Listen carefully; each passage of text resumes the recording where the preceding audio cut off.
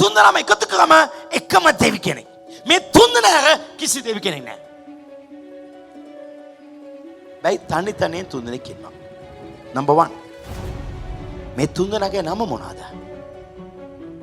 name God. කවුද? God. මේ තුන්දෙනාගේ නම දෙවියන් වහන්සේ.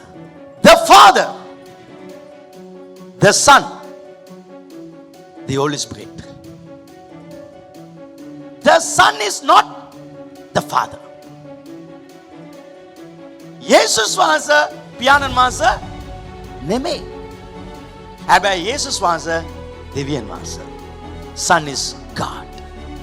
සුද්ධාත්ම වහන්සේ යේසුස් වහන්සේ නොවේ. යේසුස් වහන්සේ සුද්ධාත්ම වහන්සේ නොවේ. නමුත් සුද්ධාත්ම වහන්සේ දෙවියන් වහන්සේ. පියාණන් වහන්සේ කියන්නේ සුද්ධාත්ම වහන්සේ නොවේ. පියාණන් වහන්සේ කියන්නේ යේසුස් වහන්සේ නොවේ. පියාණන් වහන්සේ කියන්නේ දෙවියන් වහන්සේ.